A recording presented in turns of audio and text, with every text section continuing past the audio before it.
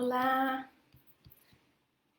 amigas, amigos que compõem o Grupo Espírita Meimei, em Fortaleza, estado do Ceará.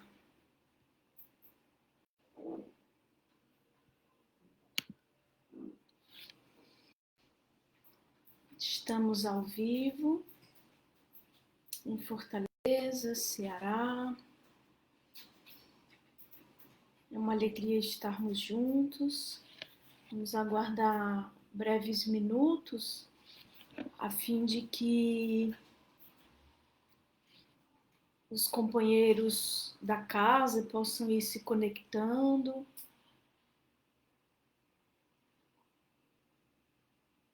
Enquanto isso, eu pergunto a vocês se o som está audível, se está boa a imagem.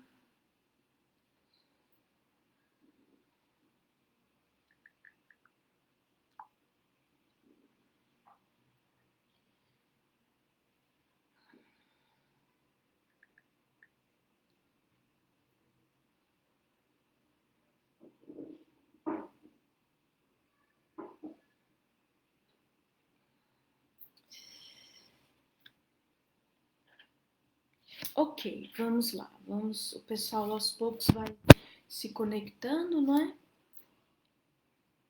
Nós já estamos aí, já são 20 horas e 1 minuto. Para quem não me conhece, sou Eugênia. Já estive algumas vezes no Grupo Espírita Meimei, com muita alegria, atendendo o convite amoroso da Orbélia, ora do Alain, sempre com muita alegria. Nós, antes que possamos fazer qualquer reflexão em torno da temática, nós vamos naturalmente, como só ia acontecer com as atividades públicas, nas casas espíritas, ou outras, na intimidade dos recintos daquelas casas, ou mesmo as atividades de benemerência. Nós temos a prática de iniciar qualquer atividade com uma oração. Até porque é uma orientação de o Evangelho segundo o Espiritismo, que possamos, antes de qualquer atividade, até mesmo daquelas corriqueiras que compõem o nosso dia a dia, endereçar ao Criador uma súplica para que sejamos exitosos na tarefa que nos foi confiada, que pode ser inclusive a tarefa do cotidiano da existência. Então, nós nesse momento vamos rogar a Deus, em singela e sincera prece, que possa o Senhor da vida, o dispenseiro de tudo, a providência maior, a sabedoria suprema, o Criador, enfim, nesse momento em que nós, criaturas que jornadeamos na Terra, passamos por acentuadas, amargas, acerbas dores, que possa o Criador nos envolver através dos seus emissários, através do Cristo, Jesus, o Cristo deste orbe e de todos os seus auxiliares, nos envolver em cariciosas vibrações de amor, de alento, de esperança, que a nossa fé possa crescer, se robustecer e que possamos ser na terra, luzes do amor de Deus. Se não podemos ser uma luz viva, qual sol brilhante e vívido, que sejamos um fósforo, uma vela quiçá, mas que possa brilhar a nossa luz, conforme o convite de Jesus. Assim seja. Então, queridas irmãs, queridos irmãos, estávamos a refletir sobre esse encontro de Paulo com Popéia Sabina, a favorita de Nero, Domício Nero, consultando uma ou outra referência, refletindo a miúde nessa temática. Pensávamos que esse título bem poderia ser Ao Encontro do Mestre. Mestre grafado com maiúscula, denotando o mestre de todos os mestres, Jesus, o carpinteiro humilde, que em apenas 3 anos marcou a história humana de forma indelével, de tal modo que o seu testemunho, os seus testemunhos, ainda hoje são relembrados. Há pouco, há uma semana atrás, aproximadamente, a cristandade do planeta lembrava-se dos seus instantes finais, do seu testemunho derradeiro, que no nosso entender é a lição mor do seu apostolado, a lição daquele que transcende a dor carnal, a dor que a materialidade impõe, o pulcro, o puro por excelência, sofreu nos seus instantes finais toda sorte de dores que assolam a nós outros. É claro que não sabemos aquilatar como uma alma desse quilate experimenta tais dores, mas o fato ao qual nos referimos, a paixão de Cristo, celebrada na Páscoa da semana passada, representou uma sorte de sofrimentos de toda a ordem, físicos, morais, porque experimentou abandono, experimentou traição e pôde transcendê-los todos, ressurgindo no 3º dia.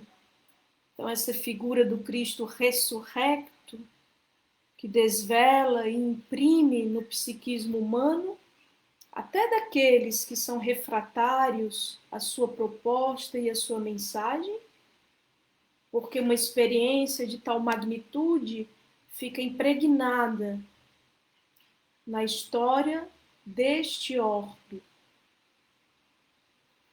Essa lição que vem nos convocar a coragem do testemunho, quando nós verdadeiramente encontramos o Mestre.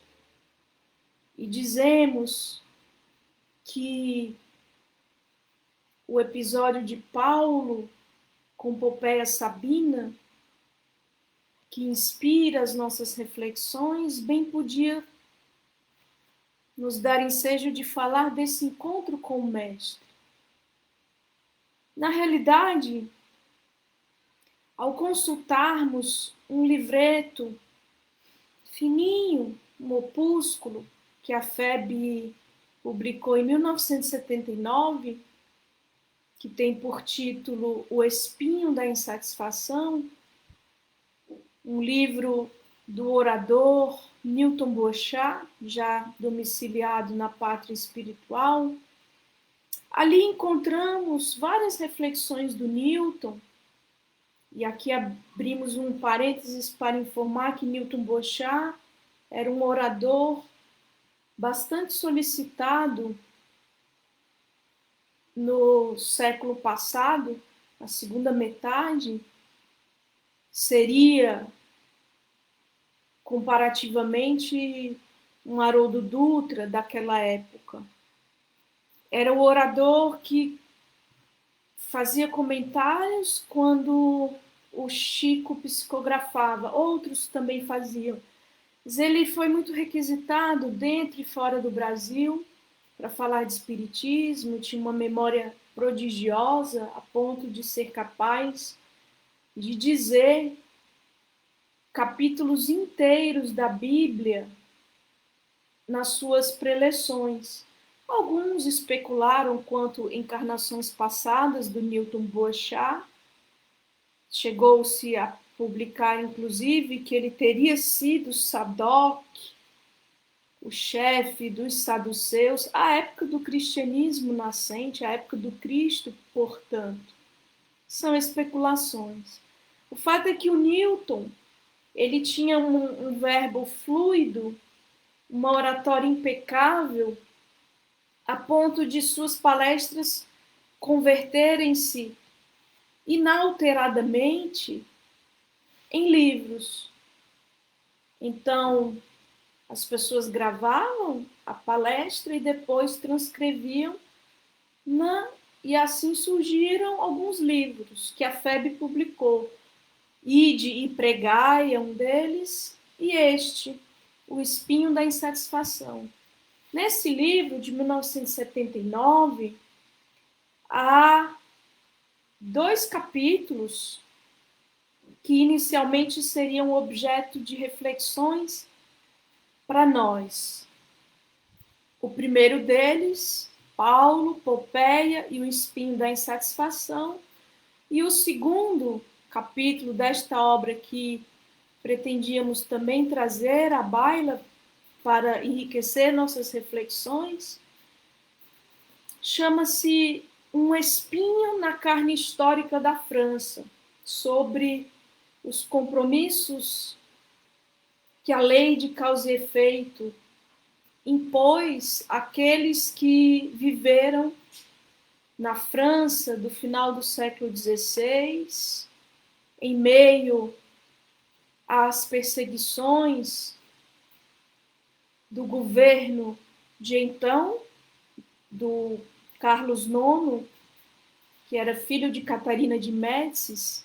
Esta, sua mãe, dizia-se que era quem de fato governava, e ela, em conluio com a Igreja Católica, foi responsável por uma das maiores tragédias da história francesa, chamada Noite de São Bartolomeu, a perseguição ocorrida na noite de São Bartolomeu, 24 de agosto de 1572, mas também todas as perseguições que ocorreram posteriormente aos calvinistas da época, chamados pejorativamente de huguenotes, que eram os protestantes. Mas o tempo não nos permite alongarmos-nos nessa outra reflexão e elegemos, portanto, o encontro de Paulo de Tarso com a favorita de Nero, a fim de que este encontro de 2 destinos muito diversos possa nos ensejar reflexões que hoje chamaríamos ao encontro do Mestre. Na realidade, ao encontro do Mestre é a narrativa emanuelina do último capítulo do Paulo e Estevão. Ali nós vamos encontrar com minúcia o encontro de Paulo e Popeia. Era o início do ano 64 da era cristã, ano que fora marcado pelo famoso incêndio do dia 16 de julho do ano de 64, que todos nós imputamos a Domício Nero a sua causa, mas que os historiadores hoje, de fato, não atestam positivamente, por meio de indícios contundentes, que a responsabilidade de fato fora de Domício Nero. Contudo, fato é que Nero coloca a culpa, a responsabilidade do incêndio de parte da cidade imperial nos cristãos. Os cristãos já haviam sido perseguidos, a perseguição aos cristãos já havia sido iniciada anos antes. Iniciara-se em 58, ainda sob o império de Cláudius. Aliás, Domício Nero é o quinto da chamada dinastia Júlio-Claudiana. O que é a dinastia Júlio-Claudiana? Os 5 primeiros imperadores romanos, a partir de Otávio, ou Otavianos. Em seguida, o imperador Tibério. Posteriormente, Calígula, Caio Galius, Calígula, e o quinto, Domício Nero. O Nero, todos nós sabemos que não usufruía de sanidade mental. Num dado momento, as suas excentricidades, as suas insânias foram tamanhas a ponto, inclusive, dele matar a própria mãe. Foi um matricida. Mas outros dessa dinastia que o antecederam também agiram de forma cruel e homicida. O fato é que Domício Nero é responsável também pela morte do primeiro marido de Popéia Sabina. Ambos envolvem-se em uma paixão avassaladora, em um caso amoroso, e a fim de consolidar a união, a fim de tê-la como sua esposa, ele mata a sua primeira esposa e mata o esposo dela.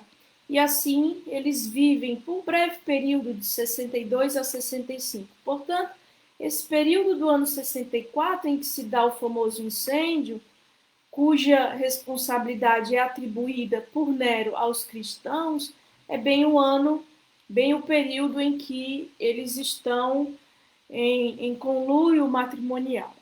O fato é que Paulo de Tarso, por volta dessa época, achava-se na Roma dos Cesares. Paulo, já na fase senil da sua existência, é isso que Emmanuel vai nos trazer, vai nos narrar, nesse capítulo derradeiro da obra Paulo e Estevão, ao encontro do Mestre. Quando Paulo, após lutas amargas, trabalhos rudes, ele perece pela espada do soldado romano degolado. Mas antes que essa narrativa da morte de Paulo seja descrita com a pena inconfundível de Emmanuel, Emmanuel vai nos trazer essa situação que preparou ou antecedeu, melhor dizendo, este encontro de Paulo com Popéia Sabina. Paulo de Tarso, quem lê o livro ou quem se interessa pela figura paulina, do apóstolo enérgico e timorato, aquele que teve o seu encontro com o Mestre, não somente na estrada de Damasco, quando ia em perseguição a Ananias, mas antes, com Estevão, Gesiel, que tomou o nome de Estevão, porque Paulo tem um primeiro contato, ainda como Saulo, com a mensagem cristã através da figura emblemática contundente, amorosa, serena de Gesiel. Saulo de Tarso não fica indene, não fica sem as influências daquela alma valorosa, varonil de Gesiel, ao ouvir as suas pregações brilhantes na lógica, no raciocínio, na retórica, mas também e sobretudo eivadas de um amor sincero, puro, de uma devoção genuína ao Cristo.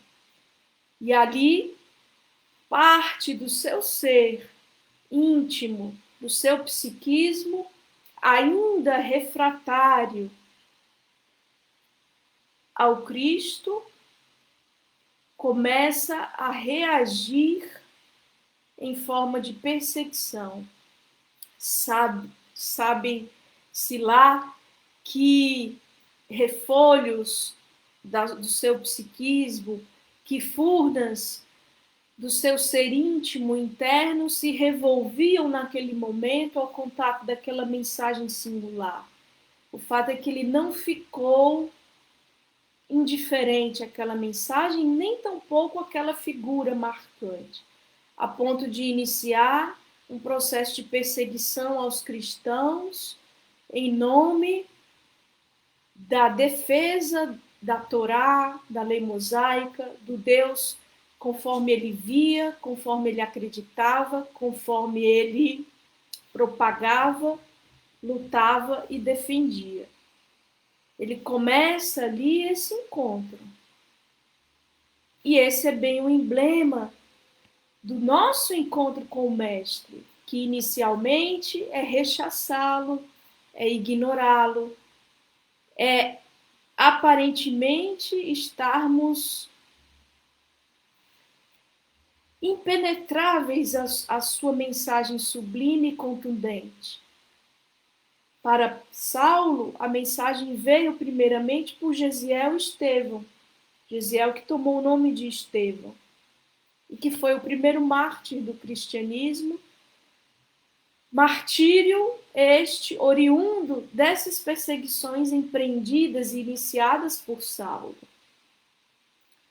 Posteriormente, Saulo, naquele ímpeto de seguir fielmente a lei, legalista que era, doutor da lei, ele vai em direção a Damasco para prender Ananias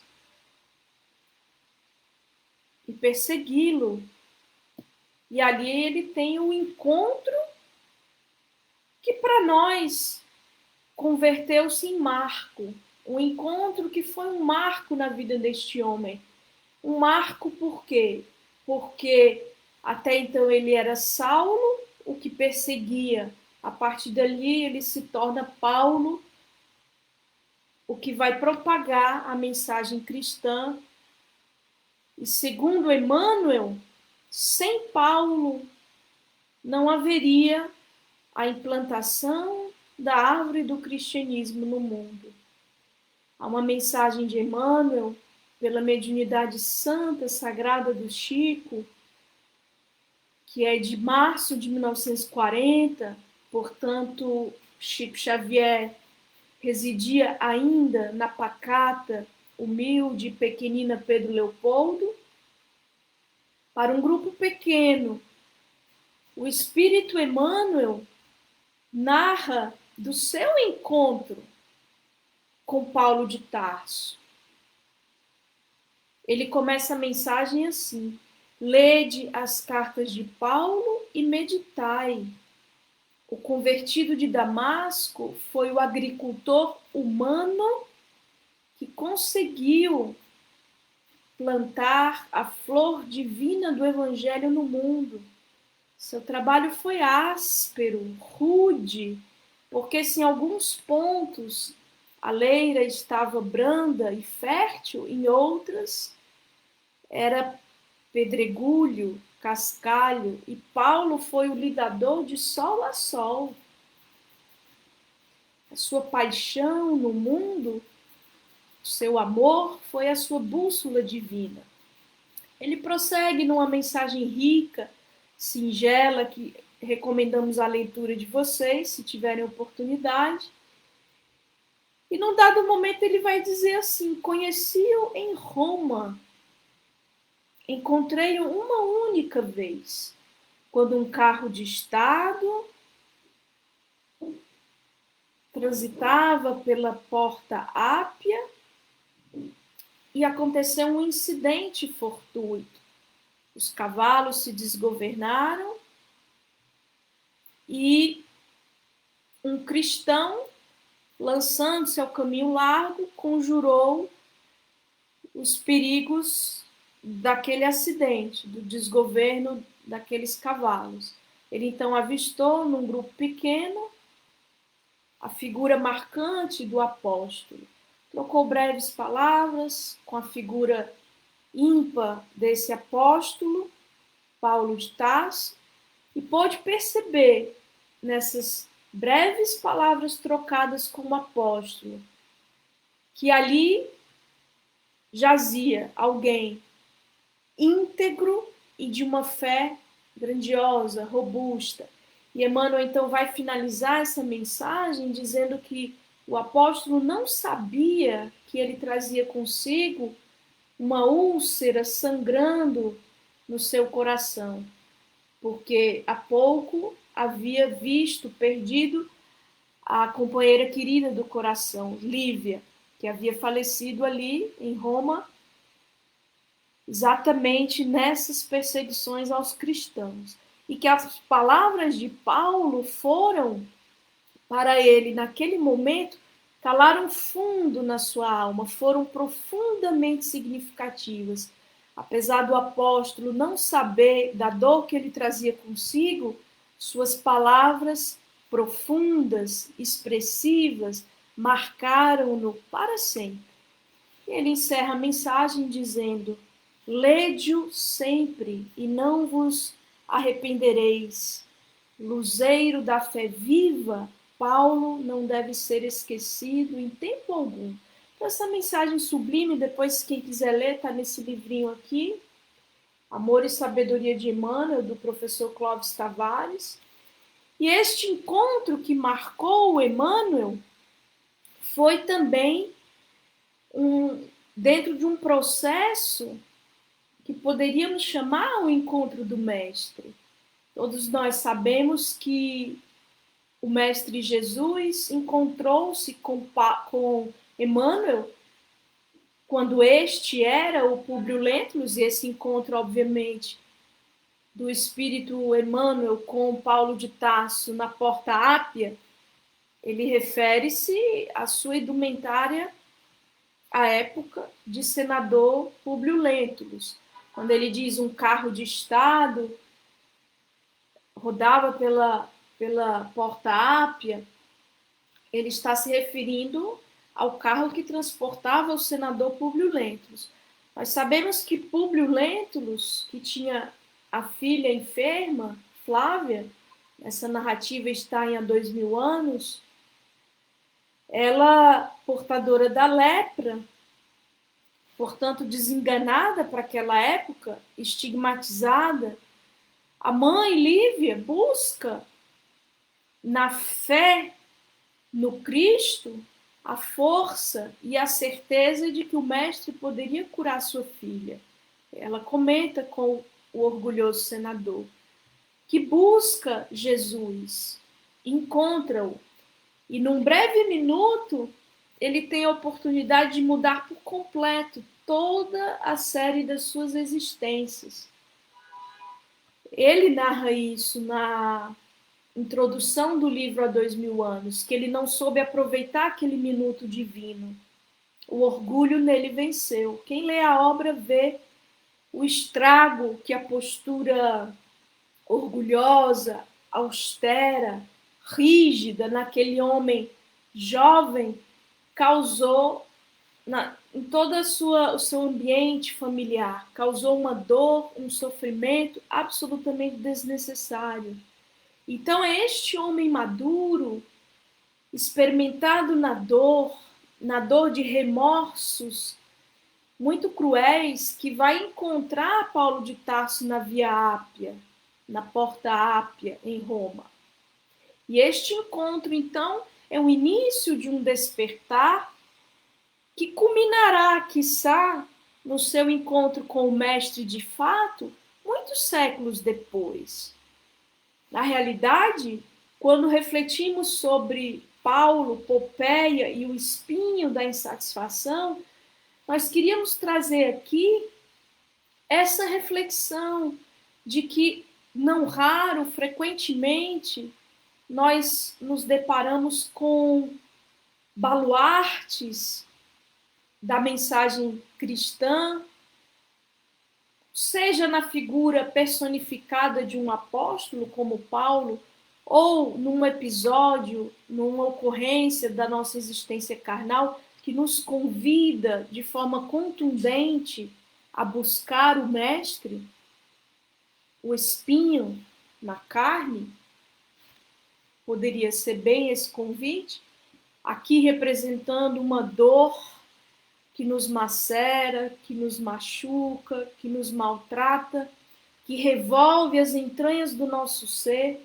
que nos desespera às vezes, mas que, se bem aproveitada na missão que toda dor tem, não de machucar, de ferir, de esmagar, de macerar, de desesperar e de aniquilar, mas sim de nos fazer despertar para valores marginais na nossa existência, se nós nos permitirmos que esses espinhos possam ser para nós encontros conosco mesmo e com o Mestre que muito nos ama, sim, nós estaremos indo ao encontro desse Mestre.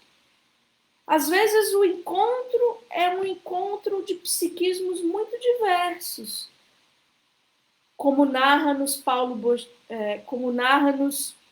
o Newton Bochart, neste encontro de Paulo e Popeia, ao qual ele designou por Paulo, Popeia e o espinho da insatisfação.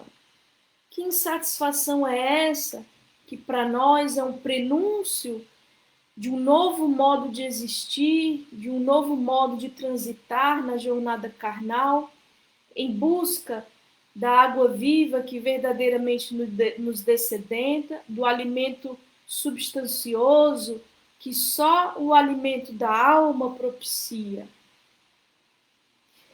Paulo estava em Roma dos Cesares nesse início de 64, quando, na realidade, final de 63, quando a porta no porto de Óstia, Pedro, trazendo consigo João, a esposa de Pedro, sua esposa e seus filhos.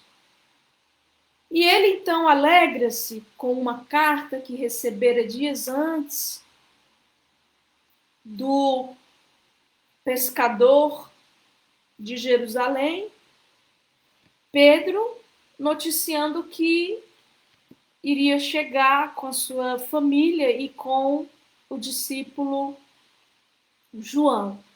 Paulo prepara todo o ambiente para que Pedro, sua família e João pudessem ali ser acolhidos.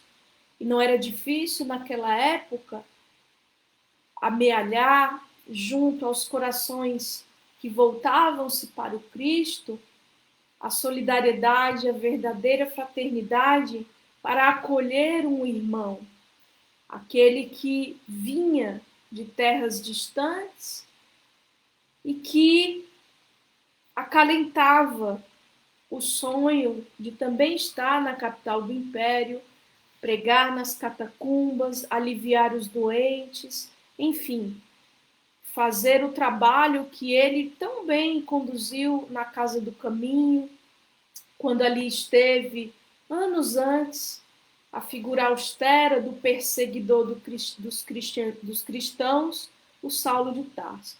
Ele então vai para a capital, é recebido com o amor, com a sinceridade daquele coração valoroso de Paulo de Tarso, contudo sem efusão, porque a perseguição aos cristãos já havia sido iniciada no ano de 58.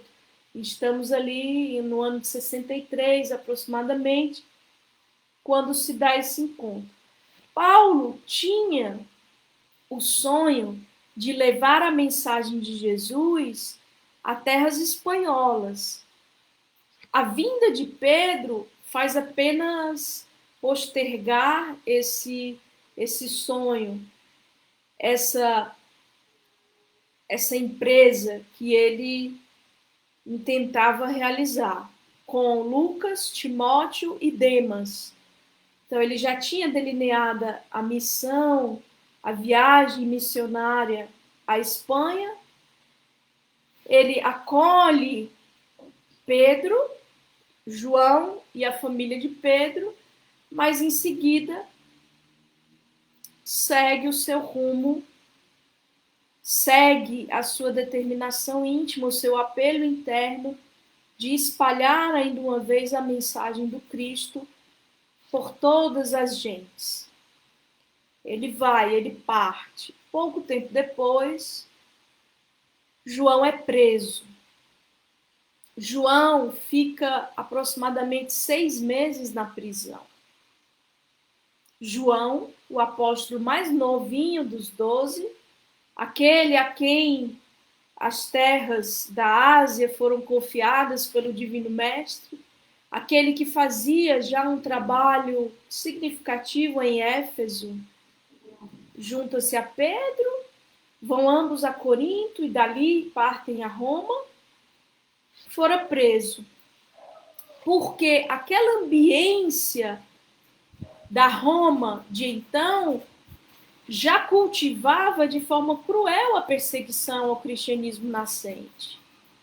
A época que estamos nos referindo estava à frente da prefeitura dos pretorianos Tigelino, cuja perversidade era tamanha que o seu divertimento e que ele impunha aos seus asseclas era assistir os cristãos presos serem amarrados ao poste do martírio e receberem nas carnes azeite fervente. Quando não, em água em ebulição, ele mergulhava os cristãos, que eram então mortos por aquela água quente, fervente, para em seguida jogar esses corpos, as vísceras, para os peixes. Então, esse era o que esperava João. João fora preso, porque a sua mensagem, o seu verbo inspirado, a sua atuação ali chamou a atenção e ele foi preso. Paulo distante, Pedro, sem saber o que fazer, convoca a assembleia dos irmãos para pensar em conjunto uma medida que pudesse ser deliberada urgentemente a fim de libertar João. Mas essa medida não veio tão rápido, porque eles não tinham, os cristãos que conviviam com Simão Pedro na capital do império, eram cristãos de origem humilde, que não tinham influência nem mesmo nos cristãos do patriciado, dos áulicos do imperador. Havia cristãos entre os áulicos do imperador também, mas a loucura, a insânia imperava a ponto de poucos terem a coragem de dizer-se cristão, ainda que da classe privilegiada da sociedade de então. Portanto, Pedro desanima, sem saber o que fazer, e lembra-se de Paulo, porque a figura paulina, o homem de Tarso, que a partir do encontro de Damasco torna sua existência um chamado contínuo, perpétuo, para seguir o Cristo, não foi só o chamado da estrada de Damasco que o deslumbrou a ponto de cegá-lo, foi o chamado contínuo e perpétuo que transformou a sua existência a partir dali numa conversão constante, diária, à semelhança de Francisco de Assis, que quando recebe o chamado do Cristo, não porque o vira como Saulo na estrada de Damasco, mas escutara na igrejinha de São Damião, frente ao crucifixo bizantino, no qual ele vê o Cristo crucificado e escuta: Francisco, reconstrói a minha igreja. A partir desse chamado, que inicialmente foi mal interpretado ou equivocadamente interpretado, porque ele achou que era para reconstruir a igreja física, a sua vida se transforma numa conversão contínua e constante. Então, Paulo, a partir do seu chamado em Damasco, converte-se em baluarte da presença do Cristo no mundo, porque o seu dia a dia é um encontro constante com o Cristo que ele soube cultivar intimamente. Mas para que ele não se exaltasse, diz ele em carta aos Coríntios, segunda carta, capítulo 12, verso 7, para que eu não me exaltasse, não me vangloriasse pela excelência das revelações, foi-me dado na carne um espinho, mensageiro de Satanás, para me esbofetear, a fim de que eu não me exaltasse. Então é este Paulo que tem um espinho consigo a lembrar-lhe dos seus erros transatos, possivelmente, e, portanto, a impulsionar-lhe a uma sintonia constante que deveria ser cotidianamente alimentada com esse Cristo que ele amava, que ele soube amar e dignificar, que levou com a sua presença plenamente imbuída da finalidade da sua existência, é que impactava nos encontros. E é por isso que lembram dele, porque a figura paulina foi responsável pela conversão, pelo chamado, pelo arrebatar de muitos corações da alta classe para o Cristo. Não foram poucos os patrícios romanos que se converteram sob o véu inspirado e inflamado de Paulo. Então ele recebe uma missiva, Pedro envia a Tortosa, na Espanha, uma carta pelo mensageiro de nome Crescente, e quando ele recebe a carta que noticia a prisão de João, imediatamente, resoluto que era, decide-se a regressar a Roma. Ele, Lucas, Timóteo havia partido para outras regiões, levando consigo cartas também, e Demas retornam para Roma. Ao regressar, é pensada uma solução no caso de João. E Paulo, então, lembra-se que ele, preso, apesar das suas prerrogativas de romano, grego, judeu, ele pôde ser libertado da prisão por causa do círculo da favorita de Nero. Popeia Sabina já tinha sido impactada pela figura do apóstolo dos gentios. Já havia tido um preliminar encontro com Jesus através do verbo paulino, que não fora suficiente, apesar dos espinhos da insatisfação que ela trazia consigo, a insatisfação oriunda da saciedade dos sentidos em grau extremo, devassa, promíscua, luxuriosa, amolentada nos prazeres que a vida palaciana devassa de então, convidavam sobejamente, jovem, bela, sedutora, que usava das suas artimanhas para seduzir e conquistar aqueles a quem queria manipular, ela já havia recebido o seu chamado através de um primeiro encontro com Paulo, no qual a figura de Paulo, ascética, espiritualizada, plena do Cristo, já havia tocado de algum modo aquele coração. Não fora suficiente para ela deixar os hábitos que a agrilhoavam, mas já havia sido de algum modo tocada em fibras recônditas, escondidas do seu ser.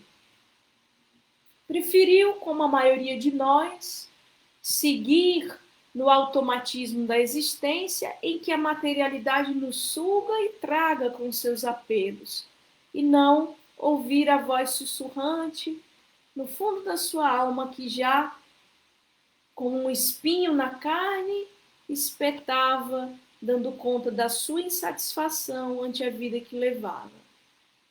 Então lembram-se que Popéia podia auxiliar no caso de João. E é assim que Paulo de Tarso, por uma segunda vez, encontra-se com a favorita de Nero. Esse encontro, o Paulo Boechat trouxe no livrinho O Espinho da Insatisfação.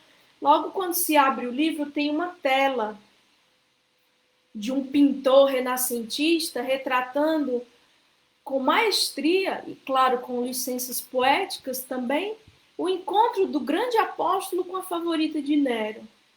Está então Paulo com o olhar fitando o alto, as mãos espalmadas, os pés em paralelo com as suas sandálias simples, a sua túnica rota, aquela figura do asceta, embevecido pelo alto emblema da espiritualidade que o chamava constantemente.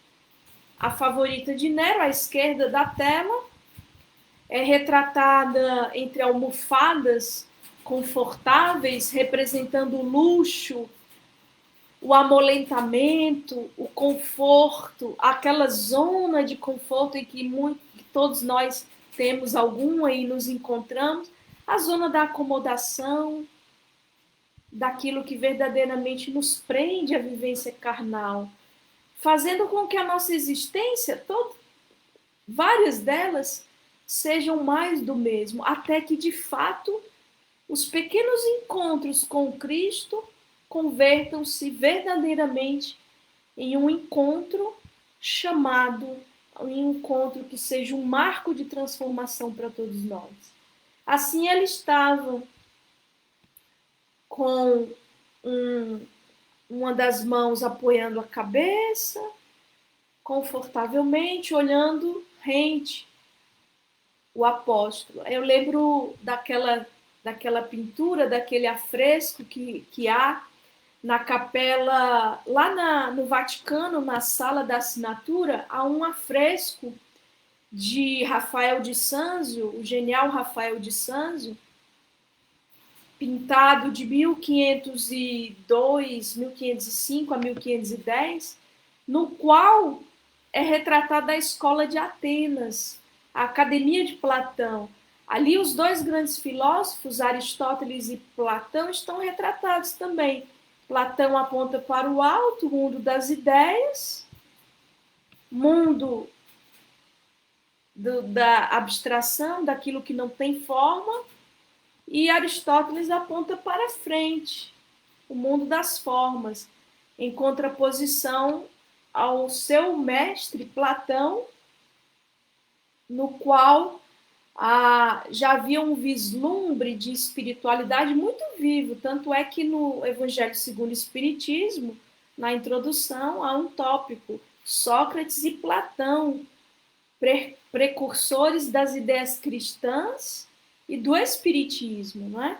Platão é que deu conta do pensamento de Sócrates nos seus escritos, notadamente a República. Mas ali já essa contraposição entre o espiritual e o material, que também é retratado nesse encontro de Paulo e Popeia. Popeia já nos albores do seu despertar, porque já insatisfeita com a saciedade em grau máximo, que oferece prazer, mas não plenitude. Água, a semelhança da água do mar, que temos a ilusão de matar a sede, mas causa mais sede. E é nesse encontro, então, que Paulo intervém ainda uma vez para que ela pudesse, junto ao imperador, o louco, o insano Nero, intervir para libertar João, porque todos eram unânimes em aceitar que a presença de João na Ásia era imprescindível para continuar o apostolado da mensagem cristã. Ela compromete-se com Paulo em soltar João em no máximo 3 dias, e de fato, após 3 dias, João é libertado.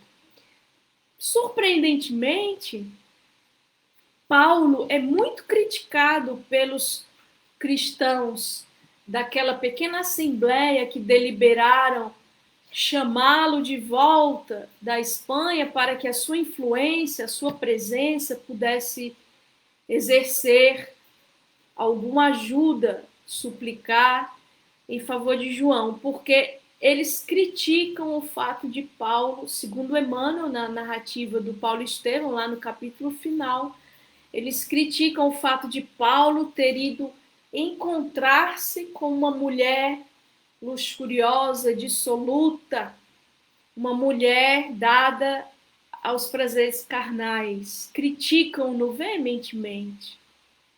E ele, então, responde a esses irmãos dizendo: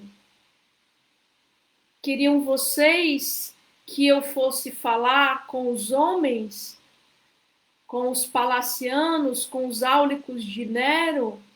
Ora, qual a diferença entre essa mulher devassa e dissoluta e esses homens devassos e dissolutos? Então aí também vem uma reflexão emanuelina acerca da conduta paulina ante um certo sexismo, né, que subjugava a mulher. Recomendamos a reflexão, quem puder ler o último capítulo do Paulo Estevão. O que nós queríamos destacar, queridas irmãs, queridos irmãos, é que, apesar desse simbolismo que o encontro traz, né? Aliás, com esse simbolismo que o encontro traz, dois psiquismos muito diversos, dois destinos muito diferentes que se encontram, quando alguém está de fato animado pela presença do Cristo, já transformou a sua existência em uma conversão cotidiana e contínua, a sua presença impacta todo aquele que com ele interage e se transforma em algum nível, em um convite íntimo. Se o espinho da insatisfação que nos espeta, que nos machuca, ele não dá conta de promover essa transformação, às vezes pessoas que já estão plenamente nutridas da presença do Cristo e converteram a sua vida em um apostolado perene, elas têm esse condão de, em algum nível, promover o nosso despertar, pelo menos o início do nosso despertar. É claro que há encontros que serão apenas tímidos chamados para os albores de um despertar futuro, como o encontro de Jesus com Públio Lentulus. Naquele momento, daquela alma, não era possível seguir o Cristo, voltar-se para o Cristo. Mas os espinhos do remorso, da solidão, da cegueira, da morte, do abandono, o espinho da dor da partida da sua amada, que em alguma medida ele se sentia responsável por esse desencarne, propiciaram naquela alma um terreno fértil para um encontro real, lídimo, verdadeiro com Jesus. Mas não se deu ainda verdadeiramente, como nós às vezes pensamos, na sua encarnação seguinte, como o escravo Nestório, que já era cristão. Não.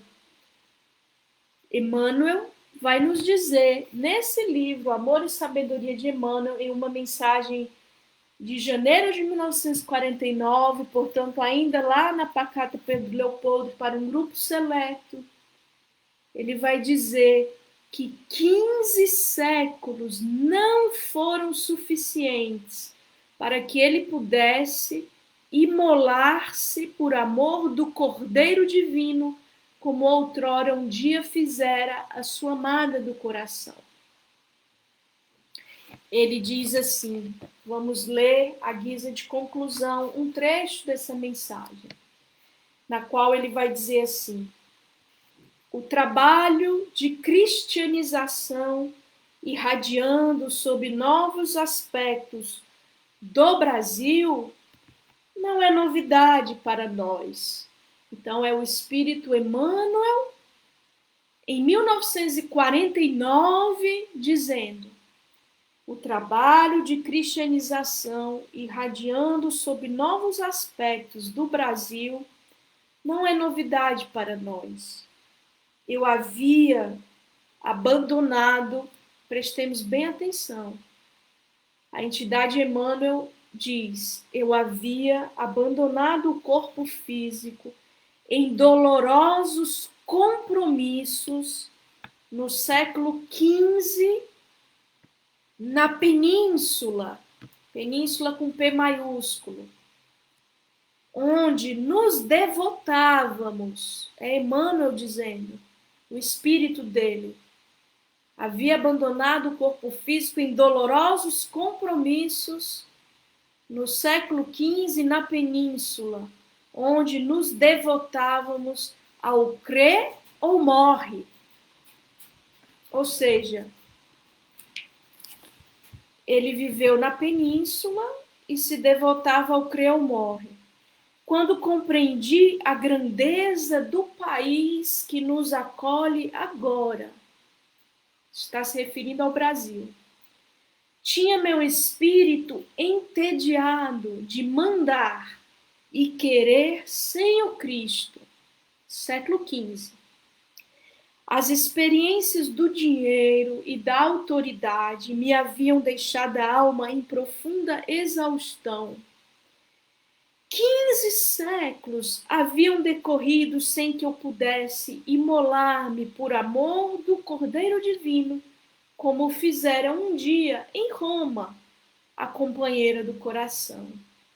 Vi a floresta a perder-se de vista e o patrimônio extenso entregue ao desperdício, exigindo o retorno à humanidade civilizada e entendendo as dificuldades do silvícola do índio, relegado à própria sorte, nos azares e aventuras da terra dadivosa, que parecia sem fim, aceitei a sotaina de novo. Aceitei a sotaina de novo e por Padre Nóbrega conheci de perto as angústias dos simples e as aflições dos degredados. Meus amigos, sotaina é batina. Então, o que ele está dizendo? Que no século XV, na península, que supomos ser a ibérica, ele cansou do crê ou morre, que ele desencarna em dolorosos compromissos.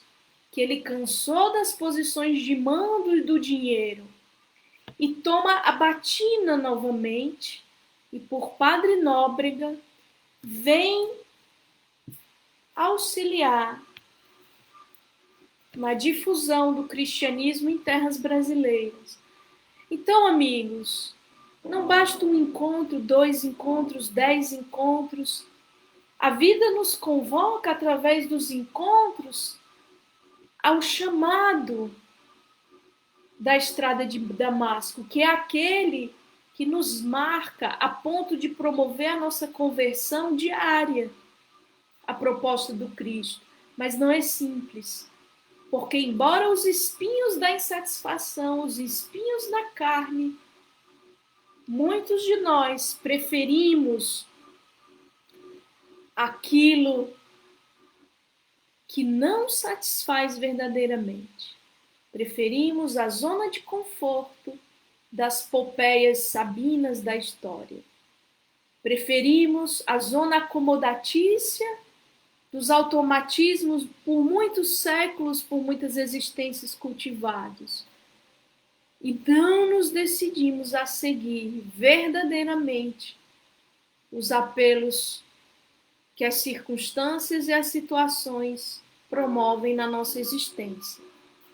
Que possamos, amigos, inspirados por esses apóstolos de antanho e de agora, Saulo, Paulo, Emmanuel, Públio Lentulus, inspirados na vivência destes que, de um passado de erros, souberam, por decisão e por um encontro real com Cristo, converter as suas existências em um apostolado contínuo, possamos também, dentro da tarefa pequenina que nos cabe, aceitar o chamado do Cristo e buscá-lo no cotidiano da nossa existência. Muita paz. Foi uma alegria partilhar esse momento com vocês, ainda que virtual, ainda que com a frieza que as telas nos impõem, mas é o que podemos nesse momento. Agradecemos a presença, a participação e deixamos aqui, então, o nosso convite para uma oração final. Mestre Jesus, que a tua divina presença no mundo possa não ser em vão em nossos corações. Que os teus exemplos de abnegação, de serviço, de renúncia e de compaixão possam dar frutos no íntimo mais profundo do nosso ser. E que a tua presença luminosa e crística possa também iluminar e converter o solo ingrato dos nossos corações, a terra áspera dos nossos entendimentos, em um plantio fértil, poderoso, generoso, que a providência divina nos concede. Que possamos, jardineiro fiel, jardineiro divino, com o concurso das tuas sementes de amor verdadeiro, trabalhar também e ainda o solo interno, para que sejamos mensageiros teus, para que sejamos luzes em instantes tão difíceis, ainda que um pequeno fósforo. Agradecemos, Jesus. Assim seja. Então, amigos, nós vamos encerrar essa palestra, tá? Rogando a Jesus que possa, de fato, operar em nós as transformações de que carecemos. Um beijo a todos, viu? Fiquem com Deus, saúde.